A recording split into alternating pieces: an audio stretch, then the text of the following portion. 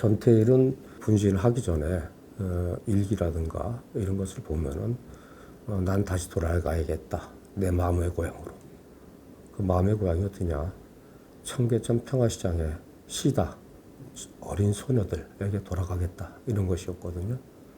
하루 12시간, 14시간씩 같이 노동을 하면서도 본인은 밤늦게 거기까지 한 3시간 정도 걸어가서 퇴근을 합니다. 버스비로 배고파하는 배고른 어린 여공들, 시다들에게 풀빵을 사주고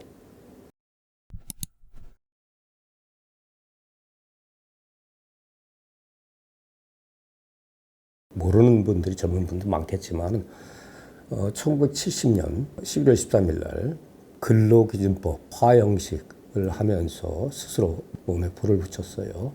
이 일로 해서 한국 사회가 커다란 충격을 받았죠. 지금 2023년이니까 50년이 훨씬 넘었잖아요. 반세가 흘렀기 때문에 젊은 사람들이 모르는 건 당연하다고 생각합니다. 그렇죠? 그런데 그 50년 전, 70년대 수많은 성직자들, 목사님들이라든가 또는 특히 학생사회에 던진 충격은 굉장히 컸습니다. 이게 과연 제대로 사는 세상이냐? 특히 평화시장에서 일하는 수많은 노동자들의 실태 이런 것에 큰 충격을 받았죠. 그래서 전태일이 그 분신한 거 그리고 전태일 그 기념관 건립추진위원회 이것을 만들었고 그 이후에 사단법인이라든가 이런 걸 거쳐서 재단법인으로 활동을 하고 있습니다. 크게 봐서는 두 가지입니다. 하나는 전태일 그리고 그 어머니 이소선 두 분의 정신을 기리고 그 다음에 추모하는 사업이 크게 하나가 있고요. 그 외에 전태일의 정신 이것이 무엇이냐 이렇게 묻는 사람들이 많은데 제가 이사장으로서 그 전서부터 고민하고 했던 것은 결국은 한 가지입니다. 더불어 살자. 함께 잘 살자. 나 혼자만 잘 살자는 것이 아니고 그 다음에 이소선 어머니는 항상 하셨던 말씀이 노동자는 하나다. 하나 되라. 뭐 민주노총 있고 크게 봐서 한국노총 있고 여러 가지 정파들이 있고 생각이 다른 그룹들이 있는데 크게 하나가 돼서 노동자로서 세상을 좀 바꿔나가자라는 것이 이소선 어머니의 말씀이셨고 뜻이었습니다. 그래서 전태일과 이소선 이 두 분의 뜻을 기리고 추모하는 사업이 크게 하나가 있고 노동자들, 노동조합법, 근로기준법 있어도 이 법률의 보호 대상이 되지 못하는 사람들을 위해서 활동을 하는 것이 우리 전태일 재단에서 하는 두 번째 사업입니다. 전태일 정신, 어머니의 정신 이 뜻을 받아서 그대로 실현하기 위해서는 가장 중요한 것이 노동운동인데 우리나라 노동조합 조직률이 14% 정도밖에 안 됩니다. 그러면 85% 이상이 미조직이에요. 노조에 가입을 못하고 있습니다. 슬프고 비참한 현실이죠. 그런데 노조에 가입 못하고 노조를 만들 엄두조차 못 내는 사람들 이런 사람들이 뭐 비정규직이라는 얘기도 하고 그다음 바닥 노동자 그분들이 거의 1,000만이에요. 우리나라 인구가 5천만이 채 안 되고 이러는데 그러면 1,000만 정도 가까운 이 소외되고 비참한 현실을 살고 있는 노동자들 이분들에게 관심을 안 갖고 제대로 된 사회냐 이것은 아니죠.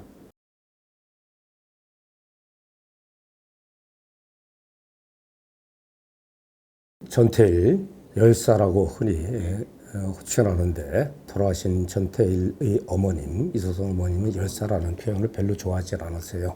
그냥 노동자 청년 전태일로 불려졌으면 좋겠다는 말씀이시고 나는 57년생이고 전태일은 48년생입니다. 9살 차이입니다. 이분이 분신했을 때 내가 중학교 1학년이었으니까 몰랐죠. 나중에 나이가 들고 대학 들어가서 알게 됐던 것인데 이렇게 훌륭한 분도 있구나 라는 생각을 했는데 전태일 재단 이사장을 맡아달라는 제안을 받고는 굉장히 겁이 나고 무겁고 그래서 거절을 하다가 그래 참 영광이다. 한번 열심히 해보자 라고 수락을 했습니다.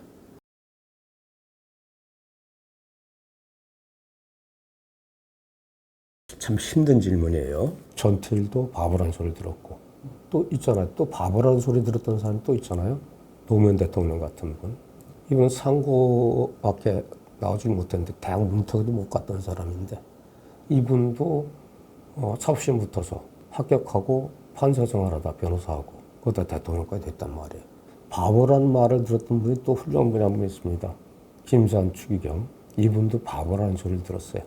이 바보라는 이야기를 들었던 세 사람의 공통점은 뭘까요? 인류의 문제, 가장 심각한 문제, 근본적인 문제는 계급 문제다. 이것을 깨닫고 어떻게 하든지 문제를 해결하자 라고 실제로 고민하고 행동에 나서니까는 다른 평범한 사람들, 이런 사람들이 되지도 않을 일, 계란으로 바위치기, 그리고 괜히 나섰다가 나만 손해를 보지 모난돌이 정맞는다라는 얘기가 있었어요.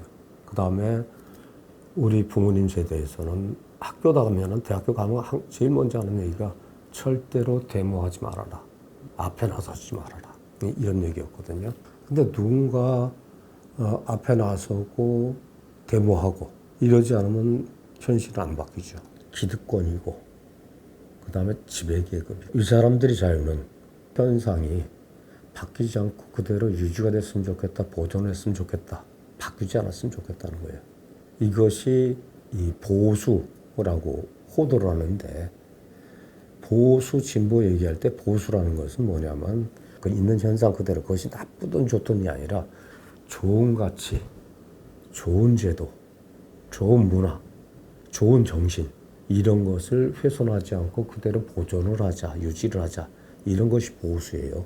현실이 끊임없이 그 사람을 착취하고 그 다음에 심지어는 어떤 때는 죽음에 이르기까지 하고 그 젊은이가 왜 거기서 컨베이어 벨트에 끼어서 죽어야 돼요?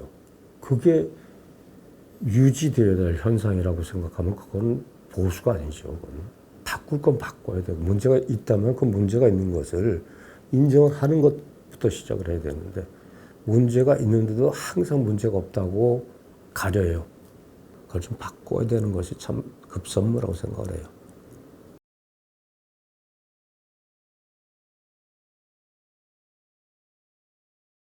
자본주의 세상으로 해서 이 세계가 과연 인류가 과연 어느 정도까지 지속될 수 있을지 비트코인 얘기를 하고 그 다음에 자본 나름대로 뭐 이렇게 얘기를 하는데 이 인류 역사로 보면 짧은 기간이기 때문에 언젠가 이건 바뀔 수밖에 없고 현실적으로 보면 굉장히 힘든 일이지만 이 문제를 해결하지 못하면 인류는 절멸할 수밖에 없다고 나는 생각을 해요.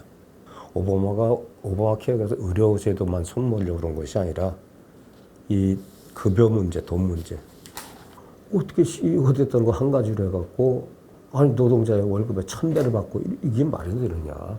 이게 공정한 사회냐. 자본주의니까 자본을 투여를 했고 자본을 갖고 있는 사람한테 무슨 이익 배당을 해준다. 이것도 정도가 있어야 되는 것이지.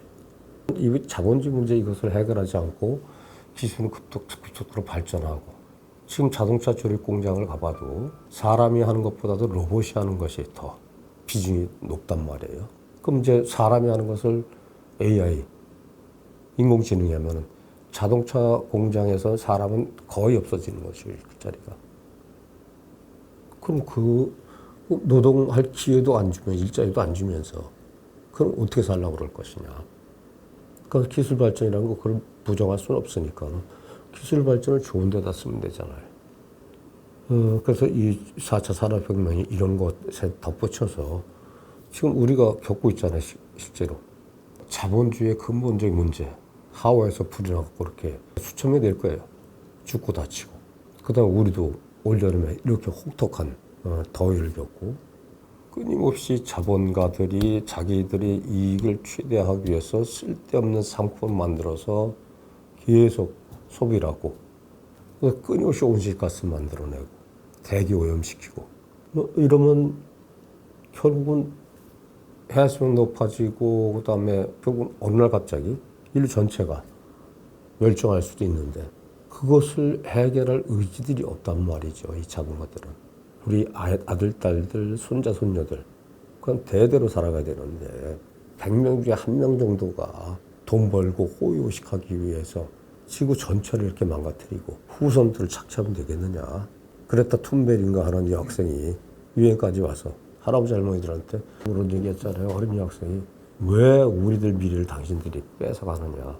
그 어린 소년의 표정을 난 믿지 못하고 근본적으로는 자본주의 문제, 착취 문제, 계급의 문제, 그것이 기후위기를 가져오는 것이기 때문에 그걸 해결하려면 이 문제에 대해서 회피해서는 안 돼요.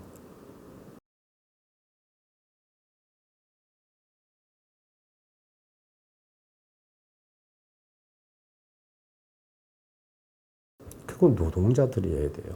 자본주의 이 상태로 가면은 힘들다, 안 되겠다라는 것은 대부분 다 인정을 하면서 그럼 어떻게 할 것이냐.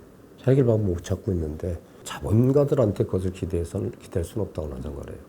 그렇다면 조직된 노동자들, 특히 민주노총, 한국노총 같은 데서 일자리 문제는 물론이고 기후위기, 더 나아가서 그 전에 해야 될 것이 비조직 노동자들, 이 사람들을 위해서 현대자동차, 노조는 대기업 노조, 아주 힘센 노조가 돼서 그 다음에 임금협상에서도 임금을 많이 받고 중소기업 들어간 같은 동기 친구는 뭐 항상 해고의 위험에 시달리기도 하고. 그럼 뭔가 좀 잘못된 거 아니겠어요? 노조조차 만들 수 없고 노조에 가입조차 못하는 사람들, 이런 사람들은 힘든 거 알아요. 대기업 노조, 고임금 노동자들은 나만 잘 살면 된다가 아니라 이렇게 착취당하는 노동자들, 그 사람들을 위해서 노력을 해야 될 필요가 있고, 조금이라도 비정규직 하청 노동자들을 위해서 같이 만나서 그 사람들이 대우를 더 받을 수 있도록 그렇게 손잡고 노력해야 되는 것이 노동자의 기본 자세가 아닌가.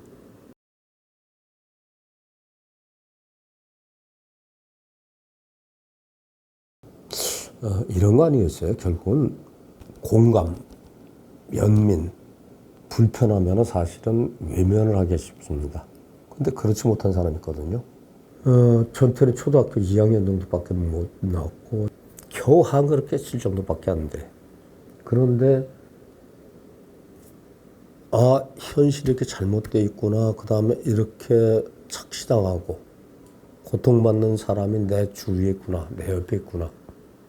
이것에 대해서 눈 감지 않고 외면하지 않고 보고 듣고, 그 다음에 이 문제 해결하는 방법은 무엇이 있을까? 사람에 대한 관심, 연민, 애정 이런 것하고 해결 방법 찾기 위한 호기심 내지는 관심, 이런 거죠. 그러면서 한계에 부딪히니까는 나한테 대학생 친구 한 명만 있었으면 그래도 또 해보자. 포기하지 않고 좌절하지 않고 그래도 또 해보자. 실태 조사를 한 것 같고 노동청을 쫓아가고 그래서 경향신문에 보도가 되기도 하고 조금이라도 개선되는 것을 봤으면은 그렇게 스스로 몸에 불을 붙이지는 않았겠죠.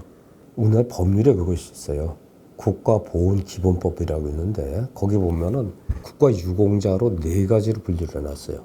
독립유공자, 호국유공자, 민주유공자, 의사상자예요. 의사상자가 뭐냐면은 가끔 뉴스라는 거 있잖아요. 누군가 옆에서 칼에 찔러갖고 여자를 찔르려고 그러는데 거기에 나도 죽을 줄 모르는데 거기에 달려드는 사람 있잖아요.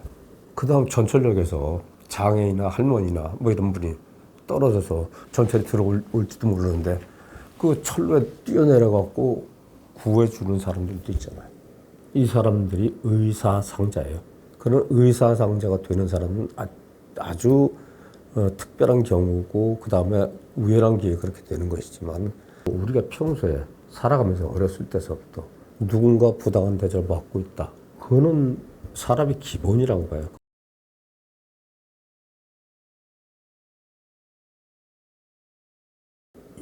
유지하고 이런 것보다도 주변에 보면은 뭐 선배들, 그다음 후배들, 또 뭐 동기들 이렇게 보면은 사람이 참 굉장히 약하구나라는 생각은 들어요. 개구리 올챙이적 모른다. 누구라고 하면 알만한 사람들이 친구고 선배고 동기고 그런데 이런 사람들 보면서 참 왜 저럴까 하는 생각을 할 때가 많은데, 근데 그게 한꺼번에 변하는 경우, 한 번에 확 하고 변하는 경우도 있지만 대부분 서서히 변하더라고요. 처음엔 좋은 뜻에서 이웃을 위해서, 공동체를 위해서 이렇게 하겠다. 이러다가 서서히 마비가 돼가는 것 같고. 근데 그런 걸 보면서도 무슨 생각이 드냐면, 근본적으로는 하부 구조가 상부 구조를 결정을 한다든가 뭐 이런 것들, 이것이 맞는 것 같다는 생각이 계속 드는 것이고, 쌀떡에서 이 집 난다는 옛말이 있어요. 드문 일이긴 해도 자본가 지주 중에서도 훌륭한 분들도 많죠. 그 다음에 굴에 가면 운조루라는 그 고택이 있는데, 머슴들 자는 행랑채라고 있는데, 거기 행랑채 앞에 쌀 뒤주가 있어요. 나무 뒤주. 만한 건데, 거기에 뭐라고 한자로 써 있냐면 타인능해라고 써 있어요. 다른 사람이 와서 능히 이것을 해체할 수 있다. 뚜껑 같은 것을 열면은 쌀이 이렇게 쑥 쏟아지게 돼 있어요. 그 쌀 뒤주에다가 머슴들한테, 집안 식구들한테 쌀 뒤주에 항상 가득가득 쌀을 채워놔라. 그 마을 사람들이 배 고르는 것을 보면 자기가 고통스러운 거야. 그러니까는 한국전쟁 6.25가 일어났을 때도 커다란 저택들, 이런 것들은 다 불태워버렸는데, 운조는 무사히 몇백 년 동안 살아남아 있는데, 그 지역에 살던 마을 사람들이 횃불을 들고 혹시라도 인민군들이 와서 불지를까봐 밤새도록 그 집을 지켜줬다는 거거든요. 그래서 이 얘기는 왜 하냐면, 욕심이라는 건 끝이 없어요, 사실은. 서 있다가 앉으면 눕고 싶고, 10원 벌면 100원 벌주고 싶고. 우리 어렸을 때는 어른들한테 뭐라고 했냐면, 가난한 것은 죄가 아니다. 조금 불편할 뿐인데, 그렇다고 해서 돈 벌기 위해서 양심 팔지 좀 말아라. 나쁜 짓 하지 말아라. 이렇게 배웠는데, 지금은 가난을 죄라고 생각하는 것 같단 말이에요. 난 그 생각부터 좀 바꿔야 될 것 같고, 그리고 너무 겁을 안 냈으면 좋겠다는 생각이 들어요. 어차피 다 죽어요.